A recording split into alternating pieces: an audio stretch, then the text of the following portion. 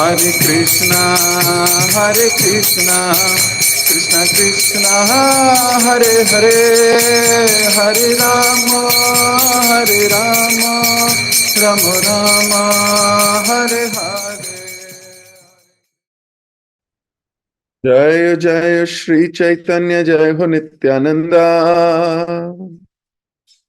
जय अद्वैत चंद्र, जय गौर भक्त वृंदा। जय जय श्री चैतन्य, जय हो नित्यानंदा, जय अद्वैत चंद्र, जय गौर भक्त वृंदा। जय जय श्री चैतन्य, जय हो नित्यानंदा, जय अद्वैत चंद्र, जय गौर भक्त वृंदा। हरे कृष्ण। आप सभी भक्तों का एक बार फिर से बहुत बहुत हार्दिक स्वागत। चैतन्य भागवत हम पढ़ रहे हैं और कोशिश कर रहे हैं कि उसे आत्मसार करें, कोशिश कर रहे हैं कि उसे टेस्ट लेने का प्रयास करें, कोशिश कर रहे हैं महाप्रभु की जीवनी से कुछ प्रेरणा लें, कोशिश कर रहे हैं आसपास महाप्रभु के जो भक्त हैं, शिष्य हैं, उनके जीवन से कुछ प्रेरणा लेने का प्रयास करें।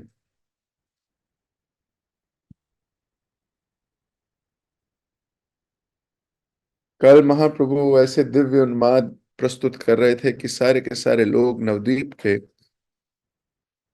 समझ नहीं पा रहे थे क्या हो रहा है। कोई कह रहा था बीमार है, कोई कह रहा था वायु बढ़ गई है, कोई कह रहा था कुछ और हो गया है। तरह तरह के नुस्खे बता रहे थे इसको ठीक करने के लिए, पैर बांध दो, ये कर लो, वो कर लो। अज्ञानी लोग अनुमान लगा सकते हैं बस। लेकिन जब भक्त श्रीवास ठाकुर ने देखा, श्रीवास पंडित ने जब इसको देखा, तो उन्होंने अनुमान नहीं लगाया। उन्होंने कहा ये तो दिव्य लक्षण है। मूर्ख लोग इसको शरीर का वायु विकार बता रहे हैं, लेकिन वास्तविकता ये है कि ये तो भक्त के लक्षण है। विश्वम्बर शांत हुए।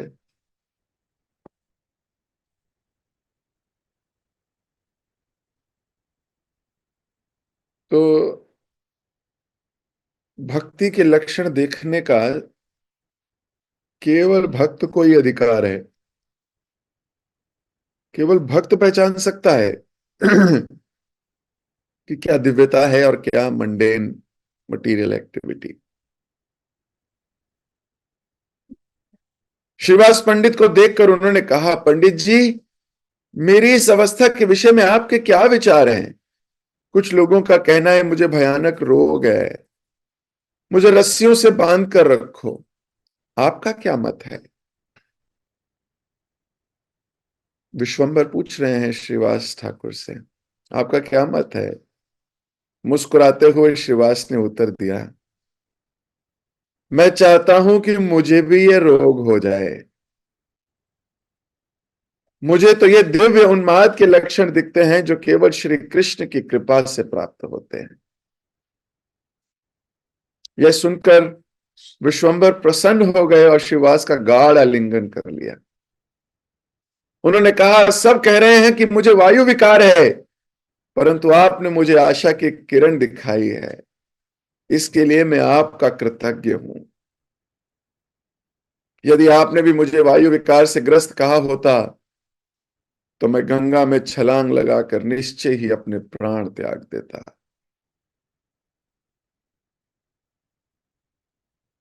एक वैष्णव दूसरे वैष्णव को मोटिवेट कर सकता है।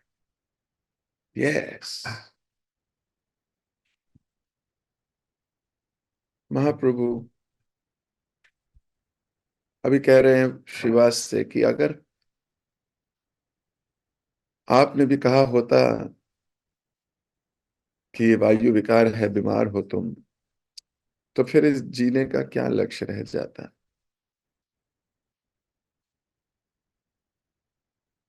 जीवन का लक्ष्य वैष्णव संतोष है।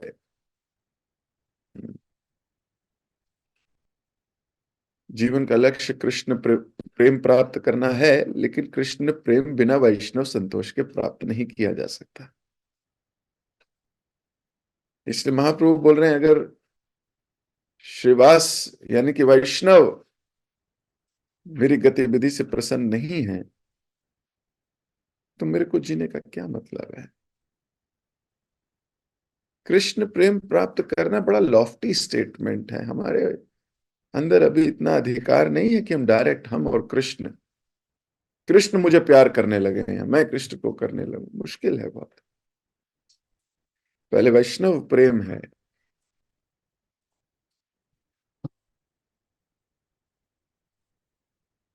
क्या हमारी अथॉरिटीज को इतना प्रेम है हमारे ऊपर? क्या स्पिरिचुअल मेंटर, स्पिरिचुअल शिक्षा गुरु, दीक्षा गुरु, हमारी सेवा अथॉरिटी, क्या इतना प्रेम है उनको हमसे? क्या हम उनका इतना प्रेम एक्सेप्ट कर पाए हैं? हमारे पदाधिकारियों को हमारे साथ क्या लगता है?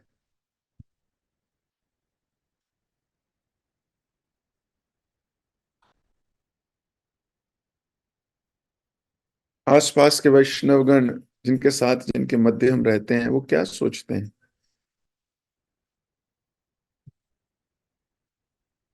महाप्रभु कह रहे हैं वैष्णव संतोष। अगर श्रीवास आप भी अगर इसे नहीं समझते, आप भी प्रसन्न नहीं होते, कितने प्रसन्न है श्रीवास, वो कह रहे हैं ये रोग मुझे लग जाए, ऐसे कह रहे हैं।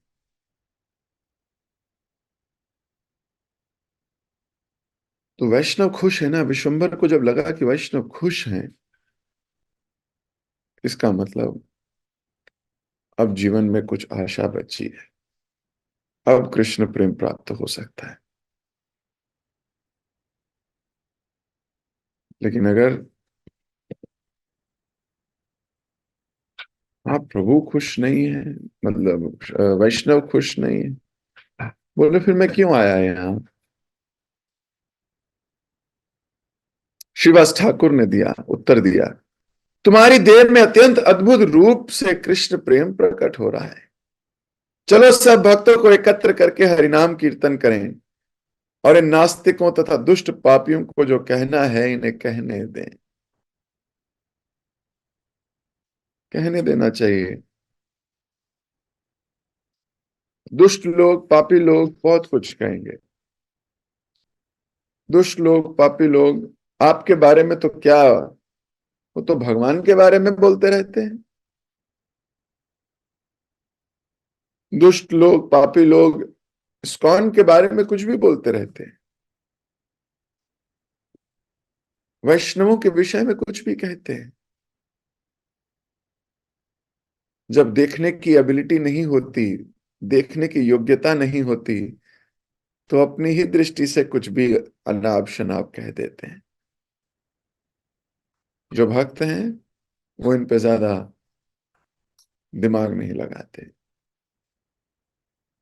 श्रीवास कह रहे हैं कि दुष्टों को कहने दो जो कह रहे हैं, आओ हम मिलके हरिनाम संकीर्तन करें। That is important. ये इंपॉर्टेंट है।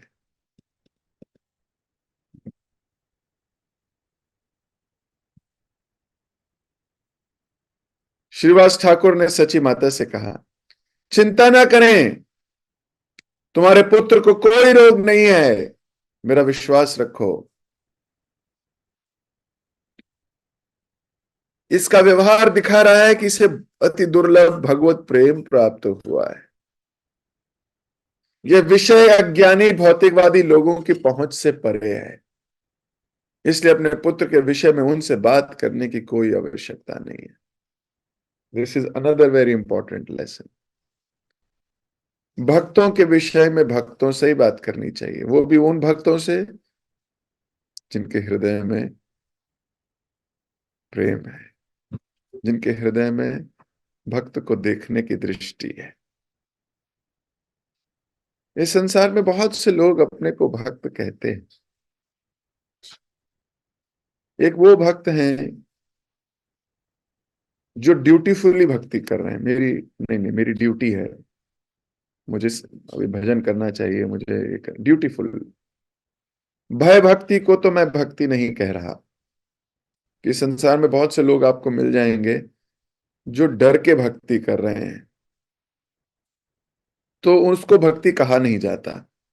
वो भक्ति की पेरिफेरी से बाहर की स्टेज है, जिसमें लोग अपने को भक्त तो कहते हैं लेकिन उनको डर लगता है कि अगर हमने ये नहीं किया तो ये हो जाएगा, ये नहीं किया तो ये हो जाएगा, ये नहीं किया तो ये हो जाएगा। वो तो भक्ति है नहीं, अभी भक्ति में प्रवेश नहीं हुआ है। हाँ, सकाम भक्त भी हैं। सकाम भक्त हैं वो जो किसी इच्छा से भक्ति कर रहे हैं, उनकी कोई डिजायर है भक्ति करने की, कोई सकाम कर्म की तरह भक्ति कर रहे हैं कि ये करेंगे तो ये मिल जाएगा। भय भक्त है कि ये नहीं करेंगे तो पिटाई होएगी, इसलिए भक्ति कर लो। वो भक्ति की श्रेणी से थोड़ी बाहर है अभी, लेकिन सकाम भक्त भक्ति की श्रेणी में ही आता है, लेकिन प्योर नहीं है, लेकिन भक्ति की श्रेणी है, सकाम है, किसी इच्छा से भक्ति कर रहा है। वो भी ठीक है, चलो कोई बात नहीं, शुद्ध नहीं है। एक है निष्काम भक्त हैं, वो तो इसलिए सेवा करते हैं, इसलिए भक्ति करते हैं ताकि भगवान प्रसन्न हो। ना उनको अपनी ड्यूटी है कि मैं ड्यूटी कर रहा हूं, ड्यूटी से भी आगे निकल गए वो। ना वो सकाम है कि मैं करूंगा तो उसके बदले में मुझे कुछ मिलेगा। वो तो उस प्रोसेस में मैं क्यों कर रहा हूं, क्योंकि ड्यूटी है नहीं, कुछ चाहिए नहीं, फिर भगवान इससे प्रसन्न होते हैं इसलिए कर रहा हूं, इससे कृष्ण प्रसन्न होते हैं।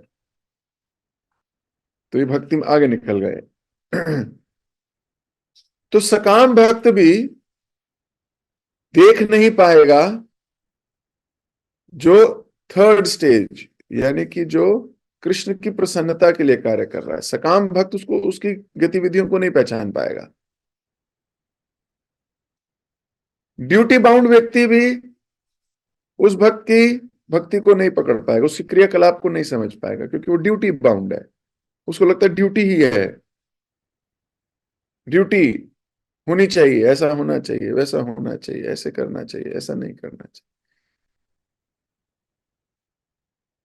लेकिन रागानुगा या कृष्ण को प्रसन्न करने के लिए, या जो भक्ति मार्ग में श्रेष्ठ तक पहुंच गए, उनको ना किसी सकाम से अर्थ है, ना कोई ड्यूटी से अर्थ है। वो तो कृष्ण की प्रसन्नता में लगे हुए हैं।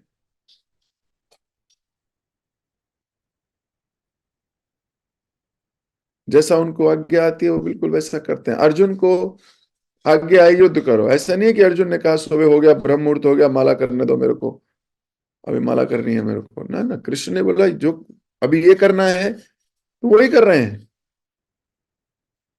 हम सबको क्या आज्ञा है, जब करना है, सुबह उठना है, ये करना, तो हम वो कर रहे हैं।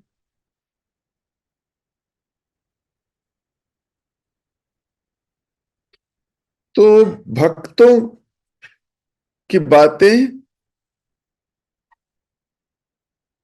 भक्तों से की जा सकती हैं, और वो भी जिस श्रेणी का जो भक्त है उससे। आप रागानुगा भक्त की बात ड्यूटी वो बाउंड भक्त से करोगे तो हजार कमियां निकाल देंगे। रागानुगा के लोगों में कमियां निकाल देंगे। ड्यूटीफुल जो भक्ति कर रहा है उसकी बात आप सकाम भक्त से करोगे तो सकाम भक्त ये ड्यूटी बाउंड की हजार कमियां निकाल देंगे। जो सकाम कर्मी है वो कहेंगे हम भी तो भक्त हैं, कोई फर्क नहीं पड़ता, 10 बजे उठो, कोई बात नहीं, मंदिर जाओ, जल चढ़ाओ, ये करो वो करो, ऐसे कर लिया करो। वो अपने आप को सकाम भक्ति मानते हैं। जब करना ही है तो मन मन में करो, ये क्या लेके घूमते रहते हैं माला अपनी टांग के। अरे भाई, हम भी भक्त हैं, सकाम भक्त हैं। तो वो क्या करते हैं, ड्यूटीफुल, वो कहते हैं अरे 16 ही क्यों करनी है, ऐसा क्यों करते हैं, इतना क्यों करना है, ये इतना कम क्यों करना है, हजार करा करो, पर अपने घर में बैठ के करो, चुपचाप एक कोने में बैठ के करो, क्या सब। वो ड्यूटीफुल। की भी कमी निकाल देगा। वो व्यक्ति ड्यूटीफुली कर रहा है, नहीं नहीं मेरे को, मैंने वचन दिया गुरुदेव को, मुझे तो करना ही होगा, कृष्ण प्रेम प्राप्त करना है तो। और जो सकाम भक्त है वो कमियां निकाल रहा है ड्यूटी वाले की। जो ड्यूटी वाला है वो कमी निकाल देगा उनकी, कि देखना जरा कुछ और ही कर रहे हैं।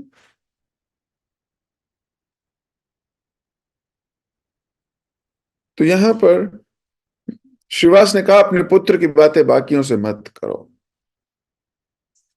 कोई आवश्यकता नहीं है।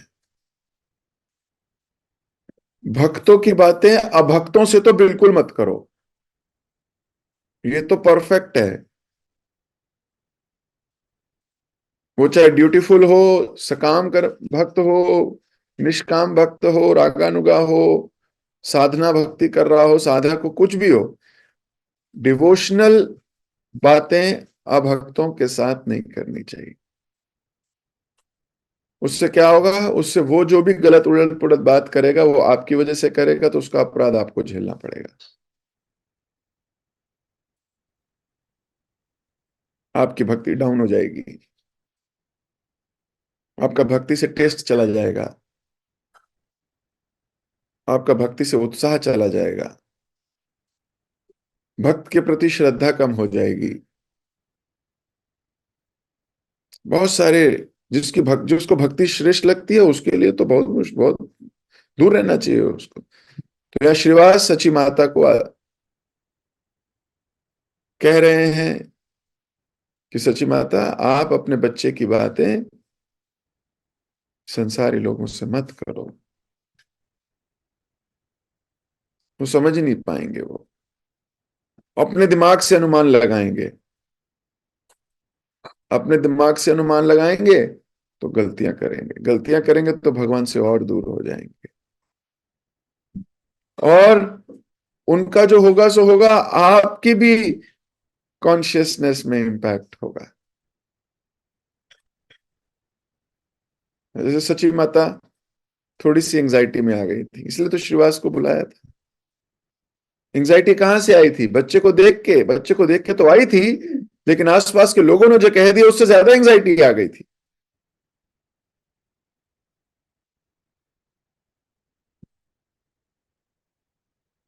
उस यहां कहा, इसलिए अपने पुत्र के विषय में उनसे बात करने की कोई आवश्यकता नहीं है। सची माता को सांत्वना देकर श्रीवास घर लौट आए, परंतु सची माता के मन में अभी भी भय बैठा था कि किसी भी दिन निमाई उन्हें छोड़कर जा सकता है।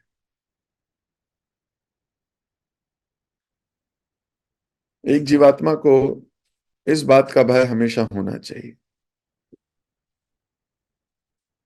कृष्ण उसको कभी भी छोड़ के जा सकते हैं। अगर उसकी गतिविधियां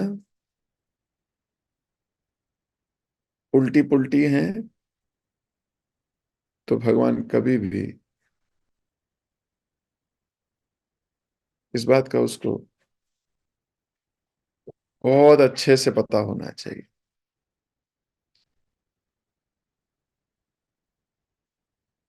परंतु सची माता के मन में तो भय था।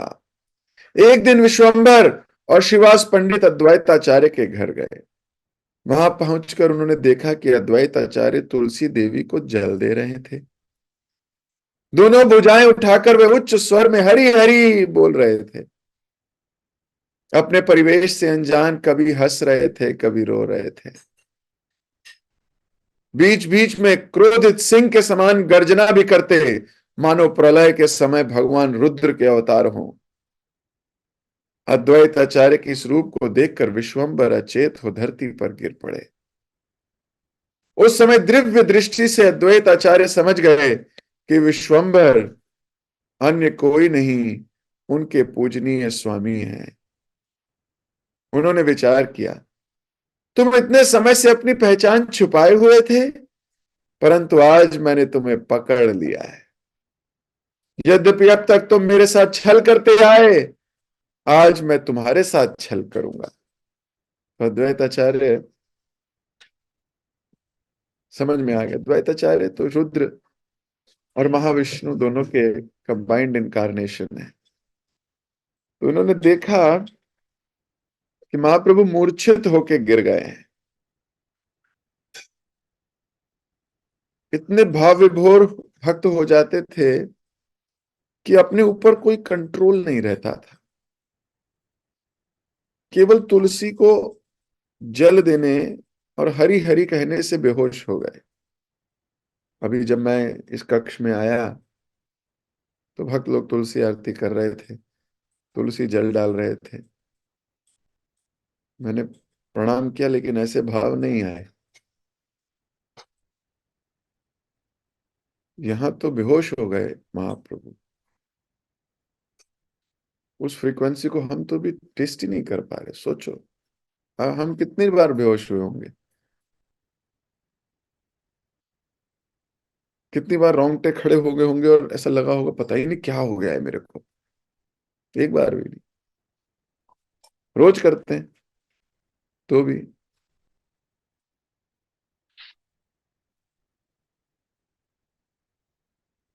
कई बार अति परिचय अवज्ञात, जैसा कि कल की क्लास में हमने बता रहा था, इतना परिचय हो जाता है, मैकेनिकल हो जाता है। तो मैं उस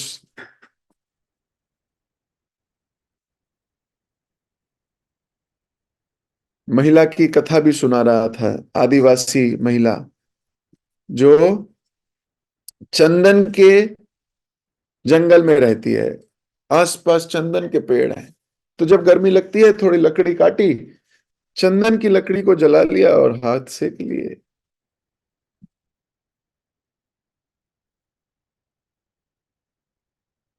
इसके ऊपर श्लोक है हमारे शास्त्र में कि वो आदिवासी स्त्री चंदन की लकड़ी से हाथ सेक रही है। तो मैं सोच रहा था, जो मैं कल कह भी रहा था, कि अगर वीरप्पन को ये पता लगेगा उसके दिल पे क्या बीतेगी। है? कि चंदन की लकड़ी, जो कि एक निष्ठ भक्त है चंदन की लकड़ी का, है? तस्कर है, चौराग्र गण्यम अग्रम पुरुषम है, वो कहेगा कोई पागल है, चंदन की लकड़ी से कोई आग जला के हाथ सेकता है क्या। लेकिन उस आदिवासी महिला के लिए क्या है, वो कुछ भी नहीं, तुच्छ है। आसपास इतना चंदन है, क्या करना है। अति परिचय हो गया। महाप्रभु बेहोश हो गए। तुलसी को जल में अद्वैताचार्य जल डाल रहे हैं और ये बेहोश हो गए। बस देख, इसी देख के क्या बात है। और इधर अद्वैताचार्य बोल रहे हैं अभी तक मुझसे छुपाया हुआ था इसने अपने आप को। अच्छा है, मुझसे छल कर रहे थे, मेरे स्वामी हैं, मुझसे ही छल कर रहे हैं, आज मैं इनसे छल कर दूंगा। देखो, अब छल क्या है, देखो जरा ध्यान से सुनो। अद्वैत आचार्य ने महाप्रभु की पूजा करने की सारी व्यवस्था कर दी और इस प्रकार पूरे जगत के सामने उनकी सच्ची पहचान उजागर कर दी। वे धूप पुष्प दीप आदि से महाप्रभु की पूजा करते हुए बारंबार श्लोक गा रहे थे। हे गोविंद, आप ब्राह्मणों के स्वामी हैं, आप गायों और ब्राह्मणों के साथ संपूर्ण जगत के परम हितैषी हैं, मैं आपको नमन करता हूं। श्लोक गा रहे हैं और साथ साथ में उनकी पूजा कर रहे हैं।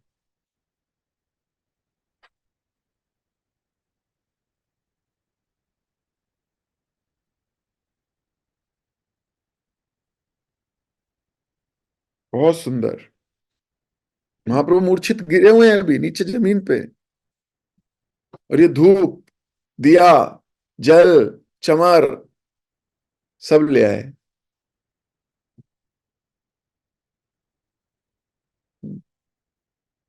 श्लोक गा रहे, नमो ब्राह्मण देवाय गो ब्राह्मण हिताय चा जगत हिताय कृष्णाय गोविंदाय नमो नमः।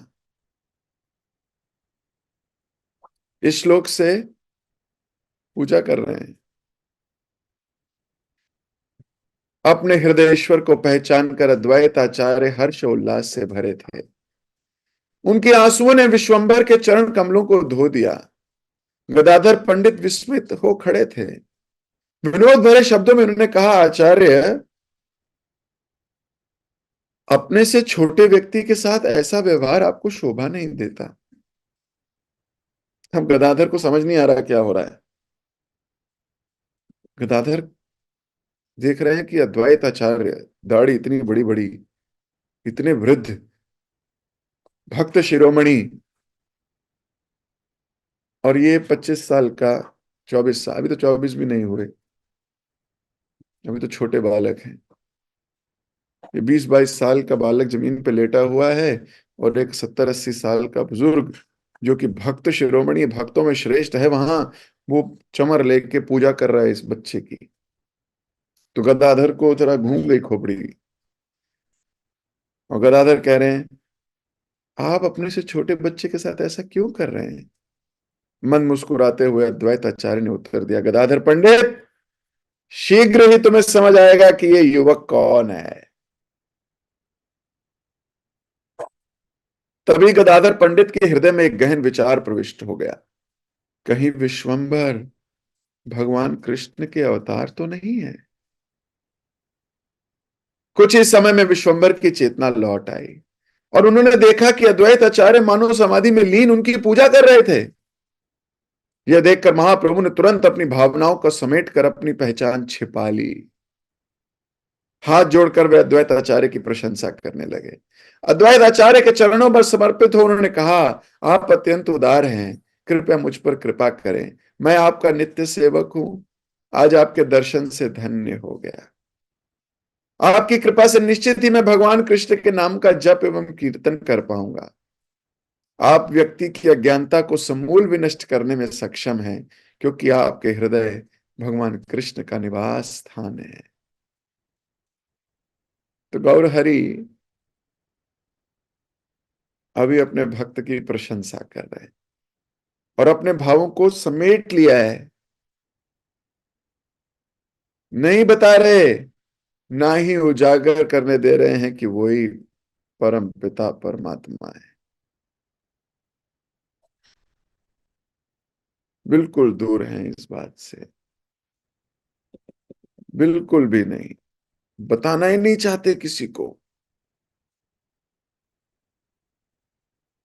भक्तों के लक्षण है, वो अपनी भक्ति को कभी प्रकट नहीं करना चाहता। वो नहीं चाहता उसकी भक्ति की वजह से लोग उसका गुणगान करें। वो चुप के रहता है, चुपचाप अपनी भक्ति के हृदय की जो अंदर की जो प्रगाढ़ भक्ति के लक्षण है उन्हें छुपाता है। पहला, इसलिए कि लोग उसकी प्रशंसा करेंगे, और दूसरा, ईर्ष्यालु उससे चिढ़ जाएंगे और अपराध करेंगे।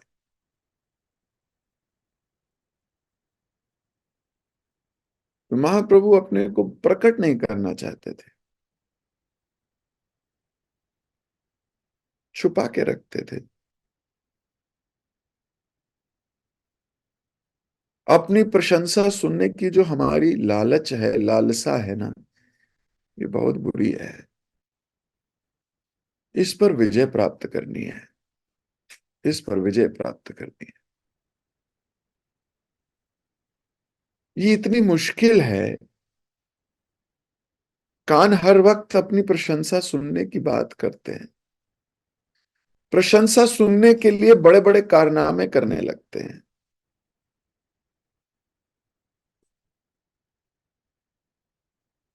प्रशंसा ना करे तो नाराज भी हो जाते हैं।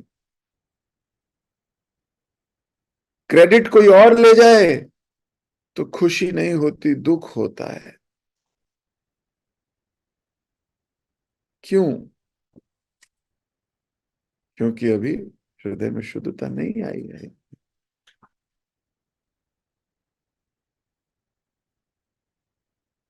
हमारे भगवान तो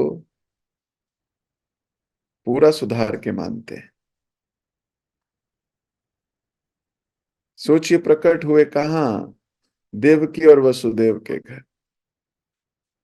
और जैसे ही प्रकट हुए, इतने ज्ञानी हैं, भगवान से ज्यादा ज्ञानी कौन है? कोई भी नहीं।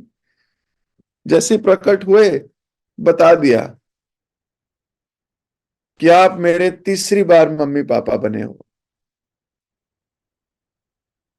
हम्म, प्रकट होते ही बोल रहे हैं कि तुम्हें नहीं पता, मैं बताता हूं। वामन के रूप में प्रकट हुआ मैं आपसे, राम के रूप में प्रकट हुआ आपसे, ऐसे करके तीसरी बार बता दिया। बोले आपने बहुत तपस्या की थी, इसलिए मैं आपके यहां प्रकट हुआ। ओके, अब मुझे यशोदा और नंद बाबा के घर छोड़ाओ।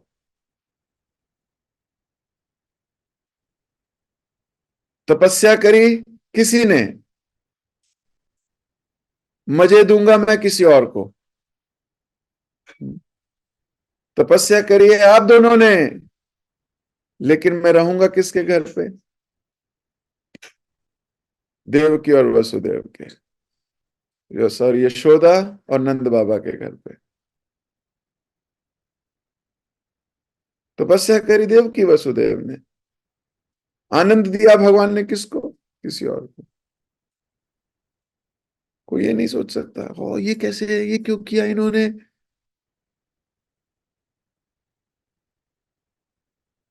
नहीं, शुद्ध लोग नहीं सोचते। हमारे मन की अशुद्धियां हैं जो सोचती है। सारी तपस्या कर रहा हूं मैं, क्रेडिट ले जा रहा है वो, ये तो गलत बात है। हाँ, संसारी हो तो ऐसा सोच सकते हो, गलत बात है। लेकिन भक्त हो तो ऐसा नहीं सोचोगे, छुपा के रखोगे।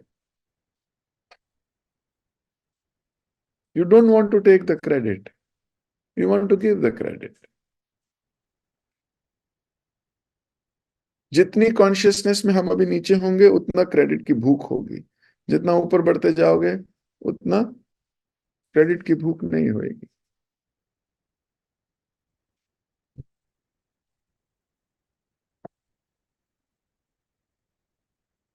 अपनी प्रशंसा की, अपनी हृदय में छुपी हुई है लालच। भक्ति का काम करते हैं पर उसमें भी क्रेडिट।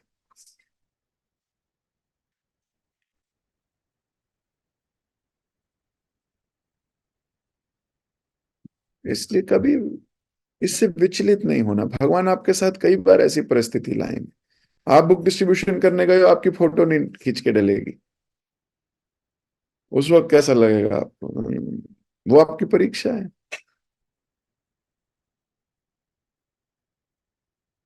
आपने कुछ अच्छा काम किया, आपका नाम ही नहीं लिया गया, बाकियों का लिया गया, तो आप खुश हो रहे हो या आप परेशान हो रहे हो? परेशान हो रहे हो तो नियोफाइट हो अभी। और विचलित नहीं हो रहे हो तो अच्छे भक्त हो, और खुशी हो रही है तो आप बहुत अच्छे भक्त हो। खुशी हो रही है कि मेरा नाम ही नहीं गया।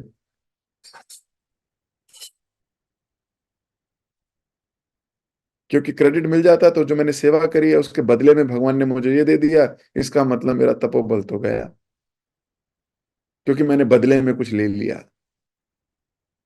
मैंने बदले में कुछ ले लिया, इसका मतलब मुझे मूल्य दे दिया भगवान ने।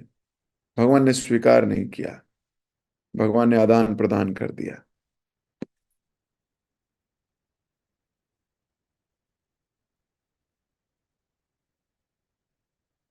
दिमाग चालाकी मारता है, नहीं मैं उसके साथ नहीं जाऊंगा, उसके साथ जाऊंगा तो आधा क्रेडिट वो ले जाएगी। नहीं, ये सेवा मैं अकेले करूंगा, क्यों अकेले करूंगा? तो मेरे को क्रेडिट मिलेगा बस, और किसी को क्रेडिट नहीं मिलेगा। प्रसाद बना रहे हैं, कोई साथ में आके प्रसाद बनाने लगा, नहीं नहीं नहीं नहीं, हटो हटो हटो। मन में ये भाव नहीं है कि अच्छा बने, मन में भाव है कि फिर कोई देख लेगा कि इसने भी हेल्प की थी, बोल देगा इसने भी बनाया है, इसने भी हेल्प किया है। इसलिए ना ना ना ना ना, मैंने बनाया है, सब ये बोले मैंने बनाया है बस। किसी दूसरे का नाम नहीं लगना चाहिए कि उसने बनाया है। ये सब विकार है भक्ति में।